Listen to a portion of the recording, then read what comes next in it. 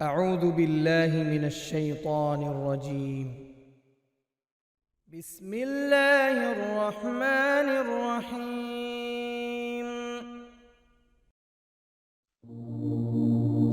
میرے بھائیو، موت کے وقت انسان دو کیفیت میں ہوتا ہے۔ کچھ لوگوں کی روح ایسے نکل رہی ہوتی ہے کہ ان کے رگ رگ میں وہ پھنس رہی ہوتی ہے وَلَوْ تَرَى إِذْ يَتَوَفَّى الَّذِينَ كَفَرُوا الْمَلَائِكَةُ يَضْرِبُونَ وُجُوهَهُمْ وَأَدْبَارَهُمْ۔ کاش تم دیکھ سکتے وہ منظر جب اللہ کے فرشتے نافرمانوں کی روح کو نکال رہے ہوتے ہیں تو ان کے منہ پہ بھی مارتے ہیں، ان کی کمر پر بھی مارتے ہیں۔ اور اخرجوا انفسکم اليوم، نکالو آج اپنے روحوں اور جانو، اب تم بچ نہیں سکتے ہو۔ وہ پیچھے ہٹنا چاہتے ہیں، رب ارجعون، مجھے واپس کر دے تھوڑی دیر کے لیے، لعلی اعمل صالحا، اب میں پورا ٹھیک مسلمان بن کے چلوں گا۔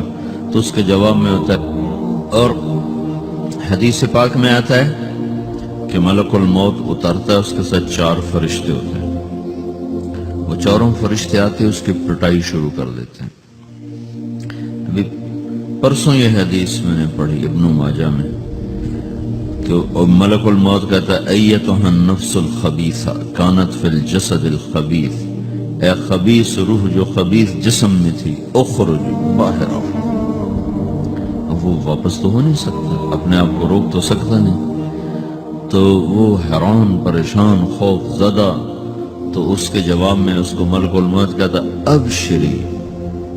ابشری بحمیم وغساق وآخر من شکلہ ازواج، تیار ہو جا خوفناک عذاب کے لیے اور کھولتے پانیوں کے لیے، کانٹے دار جھاڑیوں کے لیے اور بے شمار عذاب کی شکلوں کے لیے۔